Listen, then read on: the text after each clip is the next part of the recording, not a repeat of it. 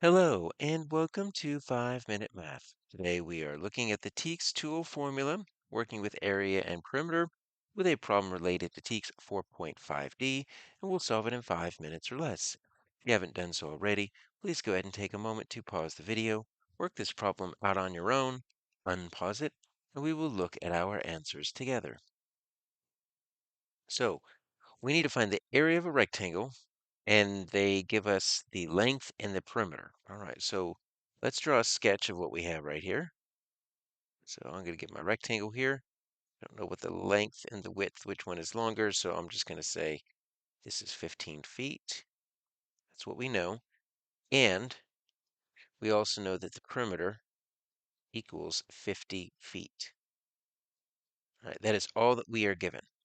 Well, we can use our knowledge of perimeter.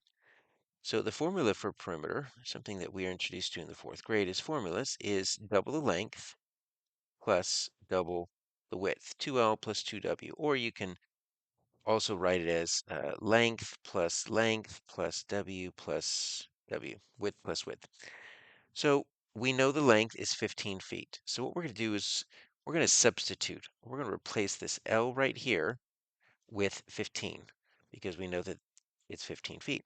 We also know that our perimeter is 50. So we can replace both of those and we can say our perimeter of 50 is equal to double 15 plus double the width. Now, we know that 2 times 15 is going to be 30. So 30 plus 2W is going to equal 50. Well, if 30 plus 2W equals 50, 30 plus what makes 50? So this has got to be 20. But it doesn't mean that our width is 20. Remember, we have to double the width. So what number, because 30 plus 20 makes 50, what number plus or times 2, doubling, would make 20? And so we should be able to think, well, maybe it's 2 times 10, right? So if you double 10, you get 20. You add the 20 to 30, you get your 50. So we could just use a little bit of number sense to figure that out because those are pretty easy numbers. So now we know that our width is 10.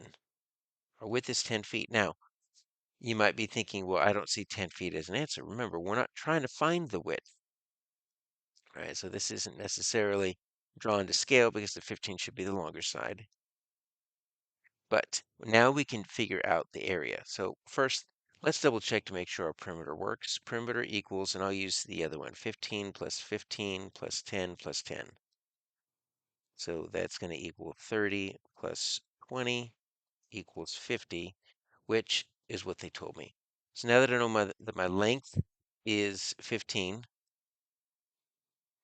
and my width is 10, there's one more formula that we get into, and it's the area of a rectangle, and that is length times width. So when you have two different letters next to each other, and you don't necessarily have an operation that's shown, that means you're going to multiply. So length times width, or you might see it as length dot W.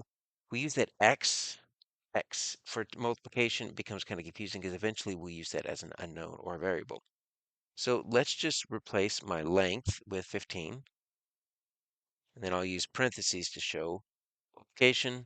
My width is 10, so I need 15 times 10. Now, if we know our patterns, this is fairly easy. If not, we can draw a real quick place value chart, right? I can show you that if I were to have my tens, ones, hundreds, right? This is how I would write 15. When you multiply by 10, anytime you see multiply by 10 or multiply by 100, you should get pretty excited because that's going to be easy for us to solve because every time you move one place value to the left, it's a times 10 because we have a base 10 system. 10 ones make it 10, 10 tens make 100. So if you take your 15 and you multiply it by 10, literally means you move everything over 1. So the 110 becomes 100. The 5 ones become 5 tens. I've got 100, 5 tens. I've got a blank. So let's go ahead and just add that 0 to make the blank, and it's going to be 150.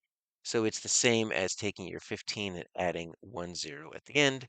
Our answer is B.